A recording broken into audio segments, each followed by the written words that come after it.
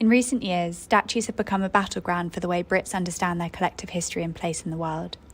Following the murder of George Floyd, British anti-racism protesters rallied around bronze and stone memorialisations of slave traders and architects of racial subjugation.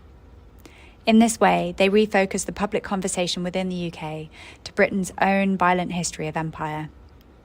Repurposing the form of statues, we wanted to create a provocation about the evolution of British racism, about borders, citizenship, race and immigration.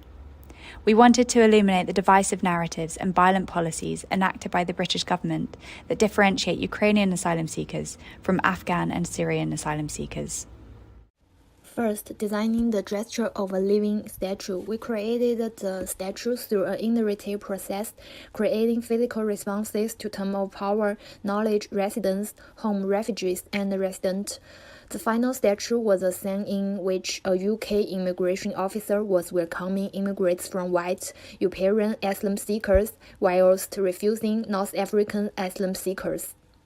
Use of masks. We wanted to see the impact of wearing masks versus making our race visible.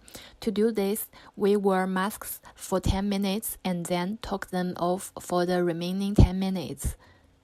We decided to place our living statue in Euston Station. It is symbolic of movement and travel. It is also home to Network Rail, who made a significant departure from their usual silence on people seeking asylum to offer their support to arrive Ukrainians in the first few months of Russia's invasion.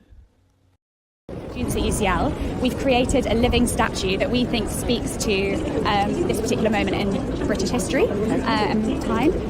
What do you think it symbolises? What can you see? So for me, it's going to sound so surface level, very like millennial response, but I think it's about the dating. Dating? Yeah, because from what I can see, there's lots of phones going on, and I feel like everybody has like lost the ability to be able to actually communicate. Interesting. Okay, personally. And if I told you that those weren't phones but they're passports, would that change? Oh, yes, definitely. Oh, yeah. Not letting people into the UK, maybe? Well, yeah. So That my kind of answer vibe? sounds so crap now. Yeah. And I have a look? symbolise. Yeah.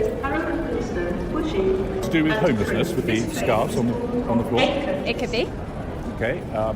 And then I guess with the guy's handouts, I don't want to know, I don't want to see you. Yeah. So you're annoying to me, if that's the right word, or so something. I'm guessing that's what it is. You're oblivious to the poverty that's around us. Yeah. Am I right? I guess it's like he's protecting her from this sort of, as he perceives it, subclass that's threatening her. The guy is choosing a girl with a stronger passport instead of the girl with the weaker passport. Statue in whole is showing the materialistic world, like the materialistic approach. And what does it mean to you? Well, what I can see, it's kind of like immigration, migration, that kind of thing. So somebody not being allowed in with the other one is being taken in. So that's what I interpret that as. You know, she's obviously of a different race to they are, different culture, different kind of, I guess, different status within society maybe. And so perhaps she's not allowed in, whereas they are. Split for religion, so you have the passports to get through, and you're not allowed if you're that religion or that religion. Interesting. Maybe these Muslim people being killed in China, can't It could be anything. My ex-wife was an artist and I couldn't understand her things. I saw a pencil, she saw a fucking symbol of oppression. I don't know. I see the passports probably tell the story in relation to what's going on currently with, refugees and how would you describe it?